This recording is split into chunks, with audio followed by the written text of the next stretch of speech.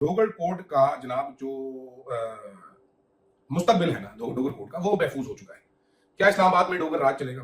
जो जजेस केस का फैसला है, जजेस ट्रांसफर केस का फैसला वो महफूज कर लिया गया है। हमने इस केस को ऊपर नीचे होते देखा, लेकिन लार्जली ये केस उन जजेस के फेवर में रहा जिन्होंने पिटीशन डाली हुई थी। लार्जली इस केस में नजर आया कि भाईजान बहुत सारे इफ्स एंड बट्स हैं। एक सवाल ही का कोई जवाब नहीं दे पा रहा था कि जनाब 15वें नंबर के जज को क्यों उठाया गया इस्लामाबाद ट्रांसफर करके चीफ जस्टिस बनाने के लिए, 14वें नंबर का, 13वें नंबर का? क्या ये बहुत कॉम्पिटेंट था? अगर ये कॉम्पिटेंट था तो लाहौर के चीफ जस्टिस ने क्यों छोड़ा? और अगर ये बिल्कुल ही नैला था तो इसको उठा के लेके भाई नंबर पे आप कैसे पहुंचे, सिलेक्शन पे कैसे पहुंचे? टॉप 3 में से कोई ले रहे होते, टॉप 2 में से, टॉप 5 में से कोई ले रहे होते, मैक्सिमम रिपोर्टेड जजमेंट वाला केस ले रहे होते, कोई ऐसा जज होता जिसके नाम का डंका बज रहा होता पूरे पाकिस्तान में, तो समझ भी आती थी ये 14वें नंबर वाला जज है कौन। ये जज साहब पहली बार हाईलाइट तब हुए थे जब हमजा शहबाज शरीफ को जमानत देनी थी, तो ये लड़ पड़े थे, इन्होंने अकेले ही फैसला जारी कर दिया कि जमानत तो देनी देनी है इस केस में, पावे जो मर्जी हो जाए। दूसरी बार जब सब तब शोहरत में आए थे जब एक प्लॉट का कब्जा लेना था, एक बने बनाए घर को इन्होंने अपना प्लॉट डिक्लेयर कर दिया था।